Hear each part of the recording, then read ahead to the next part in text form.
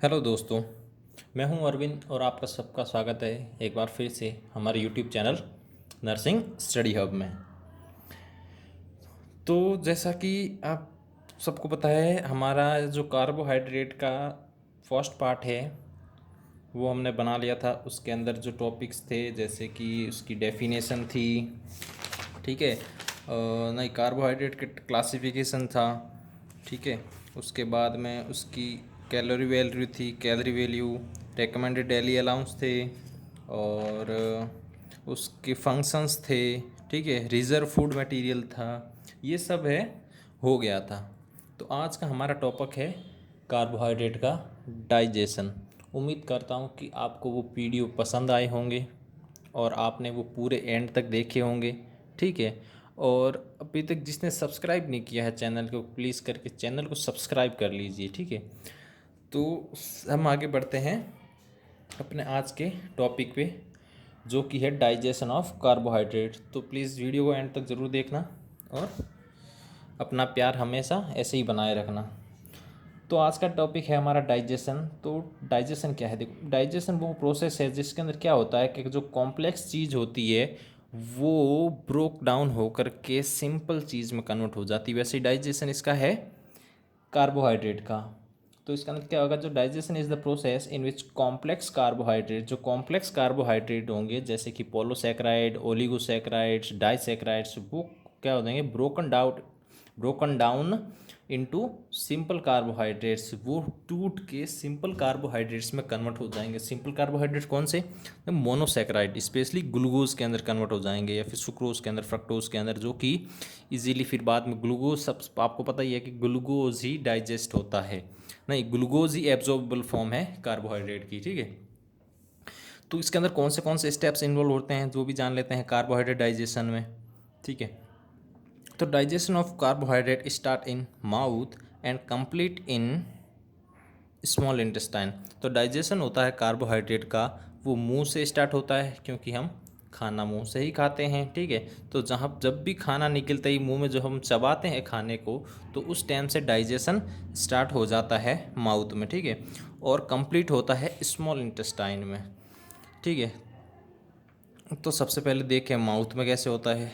In mouth, तो carbohydrate digestion start in mouth by the enzyme called amylase और पटाइलिन polysaccharides, ठीक है। तो कार्बोहाइड्रेट का डाइजेशन होता है माउथ से स्टार्ट होता है। किस एंजाइम की वजह से होता है? एमाइलेज और पेटाइलिन कार्बोहाइड्रेट्स की मदद से। तो ये एंजाइम्स होता है जो हमारे सलाइवा के अंदर होता है, सलाइवरी एमाइलेज, ठीक है। उसी की वजह से ये कार्बोहाइड्रेट का डाइजेशन माउथ में स्टार्ट हो जाता है। तो ये क्या करता है कि पॉलीसैकेराइड होते हैं जो कंपाउंड कार्बोहाइड्रेट्स, ठीक है, उसको एमाइलेज की प्रेजेंस में वो डेक्सट्रीन, स्मॉल डेक्सट्रीन, माल्टोज और आइसोमाल्टोज में कन्वर्ट हो जाते हैं, ठीक है। क्या होता है? Very little percentage of carbohydrates get digested in mouth as food stage for a short time in mouth. जो माउथ के अंदर क्या होता है कि जो very little percentage of carbohydrates digest होते हैं। क्यों होता है? क्योंकि माउथ के अंदर खाना सबसे शॉर्ट पीरियड के लिए रहता है, इतना ही रहता है कि बस चबाते हैं हम और निकल जाते हैं, ठीक है। ज़्यादा ऐसे नहीं है कि 5-10 मिनट रोकते हैं, बस चबाते हैं 20-25-10 से 15 सेकंड, 20 सेकंड मान लो, और फिर हमसे निगल लेते हैं, इसलिए वहाँ पर ज़्यादा उसका डाइजेशन होता नहीं है, ठीक है। फिर आते हैं स्टमक में, ठीक है। स्टमक में क्या होता है? जो stomach received partially digested and undigested food from the mouth fixed with salivary enzyme. तो स्टमक के अंदर जब फूड आता है तो वो या फिर पार्शली डाइजेस्टेड होता है, या फिर ऐसा भी कह सकते हैं अनडाइजेस्ट होता है, ठीक है।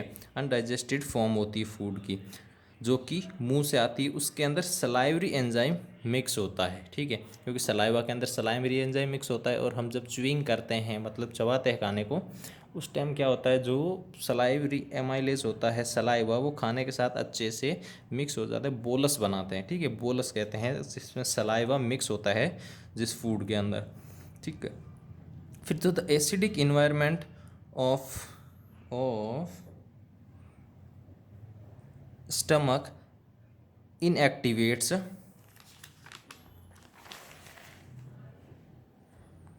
The action of salivary amylase, जो जब खाना स्टमक में आता है तो उसके अंदर जो सलाइवरी एमाइलेज होता है ना, वो उस वो इनएक्टिवेट हो जाता है। क्यों?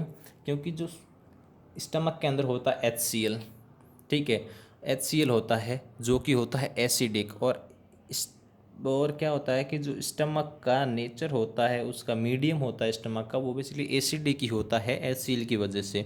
तो उसकी वजह से क्या होता है कि जो सलाइवरी एमाइलेज होता है जो कि बेसिक होता है, तब वो इनएक्टिव हो जाता है और अपना काम वहाँ पर करना बंद कर देता है स्टमक में आते ही। And stomach contain no carbohydrate digestive enzyme, और स्टमक के पास कोई डाइजेस्टिव एंजाइम नहीं होता है कार्बोहाइड्रेट के लिए, इसलिए स्टमक के अंदर कोई भी डाइजेशन नहीं होता है कार्बोहाइड्रेट का। फिर स्टमक से खाना पास होके आ जाता है इंटेस्टाइन में, ठीक है। इंटेस्टाइन में सबसे पहला आता है डुओडेनम पार्ट, ठीक है। डुओडेनम पार्ट के अंदर क्या होता है, the complete digestion of carbohydrate take place in small intestine, जो कंप्लीट डाइजेशन होता है कार्बोहाइड्रेट का, वो ठीक है, वो होता है स्मॉल इंटेस्टाइन में, ठीक। The enzymes which lead to complete digestion in small intestine are pancreatic amylase and intestinal amylase. जो ये एंजाइम्स होते हैं स्मॉल इंटेस्टाइन में, जो ये डाइजेशन करते हैं, वो होते हैं पैनक्रियाटिक अमाइलेज जो कि पैनक्रियाज से आया होता है, और इंटेस्टाइनल एमाइलेज जो इंटेस्टाइन खुद सीक्रेट करती है। तो इन दोनों की वजह से, मतलब इन दोनों की हेल्प से जो कार्बोहाइड्रेट होता है उसका कंप्लीट डाइजेशन हो जाता है इंटेस्टाइन में। दिस इंक्लूड, तो इसके अंदर क्या इंक्लूड होते हैं, माल्टोज, आइसोमाल्टोज, लिमिट डेक्सट्रिनेज और सुक्रेज और लैक्टेज, ठीक है। इनकी वजह से भी, इन एंजाइम्स की वजह से भी ये भी हेल्प करते हैं, मतलब डाइजेशन कराने में। जैसे कि फिर स्टार्च या फिर ग्लाइकोजन है जो कि स्मॉल इंटेस्टाइन में आया है, उसके ऊपर पैनक्रियाटिक एमाइलेज और इंटेस्टाइनल एमाइलेज, इन ये दोनों एंजाइम एक्ट करेंगे और उसको कन्वर्ट कर देंगे dextrin plus limit dextrin plus maltose plus isomaltose. तो इन प्रोडक्ट्स में वो कन्वर्ट कर देंगे। फिर इनका क्या होगा कि जो एंजाइम्स होंगे, आइसोमाल्टोज है, ठीक है, जो बना है, इसको आइसोमाल्टेज एंजाइम क्या करेगा, 2 ग्लूकोज यूनिट में कन्वर्ट कर देगा, सिंपल फॉर्म हो गई।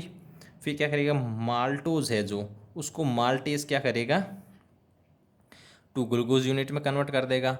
और जो लिमिट डेक्सट्रिन बना था, लिमिट डेक्सट्रिन, उसको लिमिट डेक्सट्रिनेज एंजाइम 2 ग्लूकोज यूनिट में कन्वर्ट कर देगा। वैसे ही जो सुक्रोज है उसको सुक्रेज ग्लूकोज प्लस फ्रक्टोज में कन्वर्ट कर देगा, और जो लैक्टोज है मिल्क शुगर, उसको lactase enzyme glucose plus galactose में कन्वर्ट कर देगा। तो जो भी कॉम्प्लेक्स कार्बोहाइड्रेट्स थे वो सिंपल कार्बोहाइड्रेट्स में कन्वर्ट हो गए हैं, ठीक है। अब होगा इनका एब्जॉर्प्शन, ठीक है। और एब्जॉर्प्शन होता है जब मोनोसैक्राइड्स है, मोनोसैक्राइड का एब्जॉर्प्शन होता है कैपिलरीज ऑफ विलाई, जो एक वॉल होती है इंटेस्टाइन की, उसके अंदर कैपिलरीज ऑफ विलाई होती है, फिंगर लाइक प्रोजेक्शन होती है ऐसे अंगुलियों की, ठीक है। तो उसके अंदर सबसे पहले एब्जॉर्प्शन होता है, फिर वो पोर्टल सर्कुलेशन के थ्रू स्टोर हो जाता है लीवर एंड मसल्स में एज ग्लाइकोजन के फॉर्म में, ठीक है। लीवर और मसल्स में वो स्टोर हो जाता है ग्लाइकोजन की फॉर्म में। फिर इसका होगा मेटाबॉलिज्म कैसे होगा, ठीक है। जो the simple carbohydrate which reach the liver through portal circulation is now used up by the body in the following veg.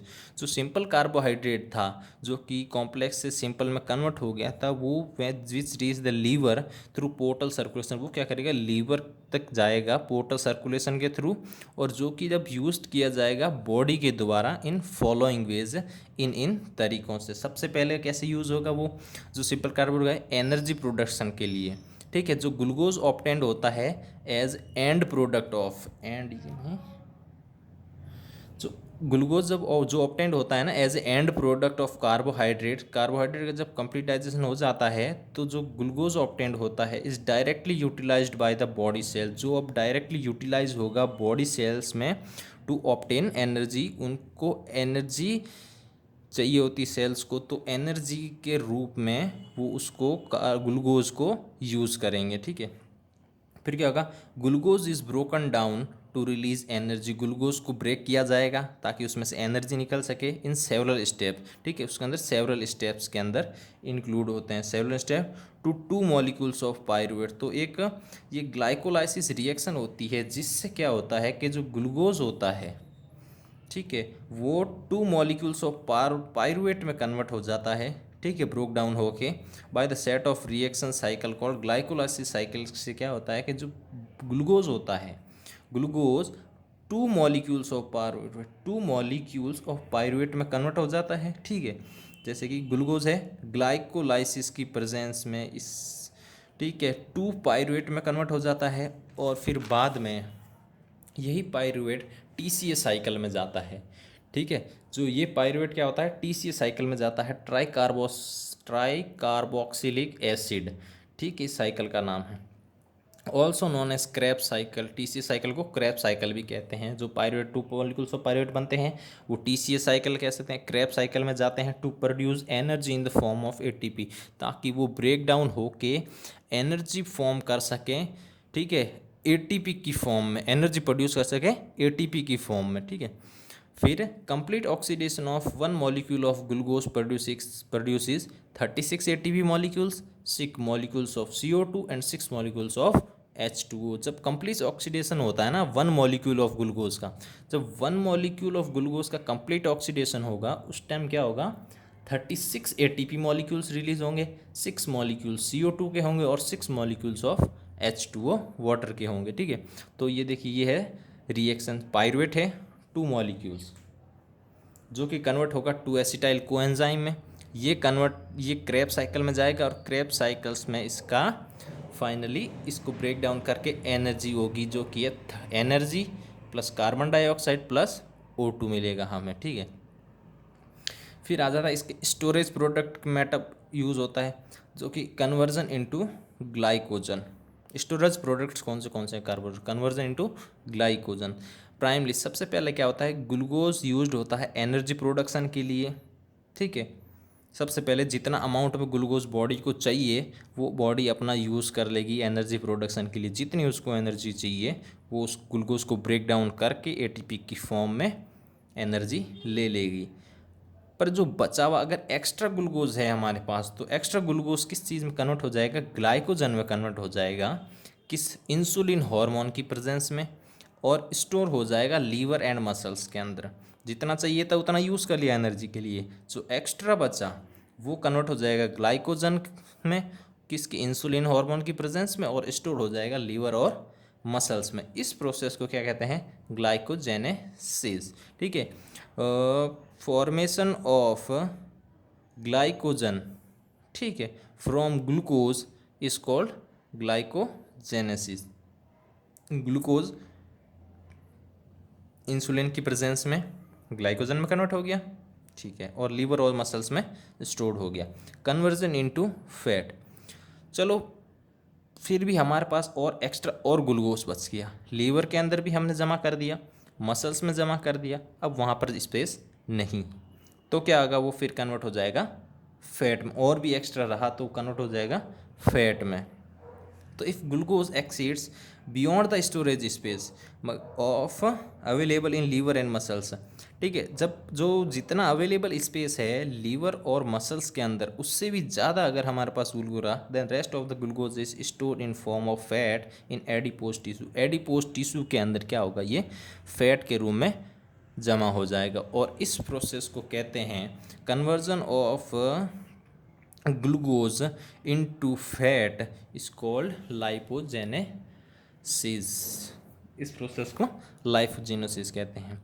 फिर एक बार देख लेते हैं एब्जॉर्प्शन फेस क्या है। एब्जॉर्प्शन फेस के अंदर जो मोनोसैकेराइड होते इसका देख लेते हैं, जो कन्वर्जन अपने स्टोरेज प्रोडक्ट्स देखा है ना अभी उसमें एब्जॉर्प्शन फेस। तो एब्जॉर्प्शन फेस के अंदर क्या होगा, जो मोनोसैकेराइड होगा वो मोनोसैकेराइड पोर्टलेस सर्कुलेशन के थ्रू लीवर ग्लाइकोजन और मसल ग्लाइकोजन में चला जाएगा।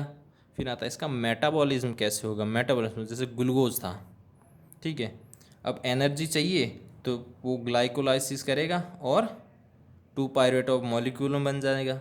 फिर वो 2 पायरेट्स ऑफ मॉलिक्यूल क्या करेंगे, क्रैब साइकिल में जाएंगे और एसिटाइल कोएंजाइम बनाएंगे, और एसिटाइल कोएंजाइम से फिर एनर्जी में कन्वर्ट हो जाएगा।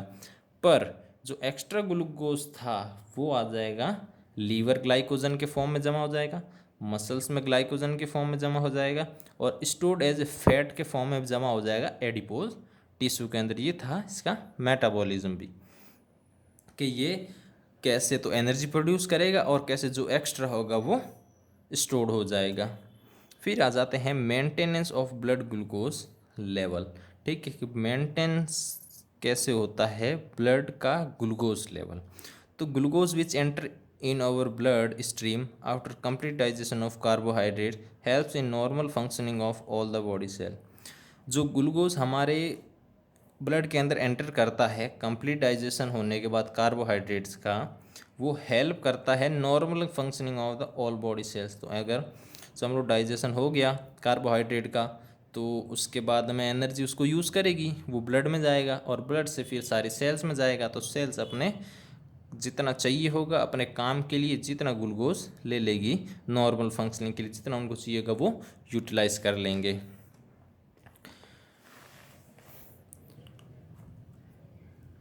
फिर है the normal level of fasting glucose is between 80 to 110 mg/dl। जो नॉर्मल फास्टिंग लेवल होता है ना ग्लूकोज का, मतलब जिस टाइम हमने खाना नहीं खा रखा होता है उस टाइम ग्लूकोज का जो ब्लड के अंदर लेवल होता है, ब्लड ग्लूकोज लेवल, ठीक है, ड्यूरिंग फास्टिंग स्टेट वो होता है 80 टू 110 mg, ठीक है, DL। और वाइल आफ्टर कंज्यूमिंग ए मील, मतलब खाना खाने के बाद में कंटेनिंग हायर परसेंटेज, तो उसका परसेंटेज ग्लूकोज का ब्लड के अंदर बढ़ जाता है, ब्लड ग्लूकोज लेवल रेजिज, ठीक है, वो कितना हो जाता है 130 टू 150 mg हो जाता है। ठीक है, पहले जब खाना नहीं खा रखा था उस time normal blood glucose level होता है फास्टिंग स्टेट के अंदर 80 टू 110 mg/dl। जब आफ्टर कंज्यूमिंग फूड के बाद क्या होता है कि ग्लूकोज लेवल बढ़ जाता है और वो पहुंच जाता है 130 to 150 mg/dl during fast hour, first 1 घंटे के लिए। But returns to normal fasting level after 2 hours। आप 2 घंटे, अगर खाने के 1 घंटे बाद तो ग्लूकोज लेवल 130 टू 150 होगा, उसका लेवल बढ़ा हुआ होगा। पर 2 घंटे के बाद क्या होता है वो नॉर्मल वापस फास्टिंग लेवल पे आ जाता है, जो कि है 80 टू 110 mg। ठीक है, फिर है there are several hormones involve in controlling blood glucose level. जैसे कि बहुत सारे हॉर्मोन्स होते हैं बॉडी के अंदर जो कि ब्लड ग्लूकोज लेवल को मेंटेन करते हैं। ठीक है, जिसके अंदर कुछ हॉर्मोन्स है, देखिए 5 हॉर्मोन से पहले इंसुलिन। इंसुलिन तो इसका एंटागोनिस्ट है, मतलब ब्लड ग्लूकोज को डिक्रीज करेगा इसके लेवल को। ग्लूकोजन क्या करेगा, ग्लूकोजन करेगा इंक्रीज करेगा ग्लूकोज का लेवल। एड्रेनलिन ये भी ब्लड ग्लूकोज लेवल इंक्रीज करेगा। थायरोक्सिन जो ये भी ब्लड ग्लूकोज लेवल इंक्रीज करेगा, और जो ग्रोथ हार्मोन होता है वो भी ब्लड ग्लूकोज लेवल इंक्रीज करेगा। मतलब वैसे एक इंसुलिन ही होता है जो डिक्रीज करता है, बाकी सब इंक्रीज ही करेंगे। ग्लूकोजन, एड्रेनलिन, थायरोक्सिन और ग्रोथ हार्मोन्स, ये बाकी चारों मिलकर ब्लड ग्लूकोज लेवल बॉडी में इंक्रीज ही करेंगे। फिर आ जाता है अगर कार्बोहाइड्रेट का माल न्यूट्रिशन हो जाए तो क्या होगा। Malnutrition, malnutrition is such a disorder in which diet is ill balanced. Malnutrition क्या होता है कि ये वो डिसऑर्डर है जिसके अंदर क्या होता है इल बैलेंस्ड डाइट होती है।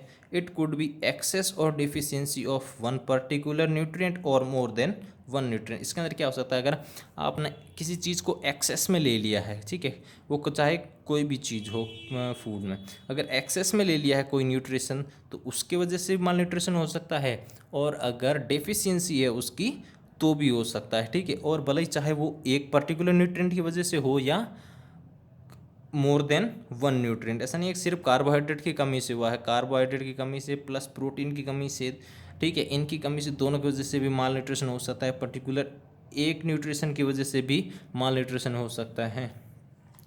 तो जब माल न्यूट्रिशन होता है कार्बोहाइड्रेट का उस टाइम हमारे पे बॉडी पे क्या इफेक्ट पड़ते हैं। तो जब एक्सेसिव इनटेक, मतलब हम कार्बोहाइड्रेट का इनटेक ज़्यादा कर लेते हैं तो उस टाइम क्या होता है ओबेसिटी, मोटापा आ जाता है, या डेंटल कैरीज मतलब क्वेरीज, मतलब दांतों से रिलेटेड कोई शिकायत हो सकती है। और डाइजेशन प्रॉब्लम, अगर ज़्यादा मतलब खा लिया तो डाइजेशन प्रॉब्लम भी हो सकती है। फिर वहीं अगर डेफिशिएंसी हो जाए तो क्या होगा, अंडरवेट, मतलब हमारा वेट कम हो जाएगा और हम दुबले पतले रह जाएंगे। तो ये था कार्बोहाइड्रेट का डाइजेशन, एब्जॉर्प्शन, मेटाबॉलिज्म, ठीक है, और माल न्यूट्रिशन इसका कार्बोहाइड्रेट का। तो आज से हमारा कार्बोहाइड्रेट चैप्टर यहीं ख़त्म होता है। हम अगले चैप्टर में मिलेंगे, हमारा जो कि होगा फैट।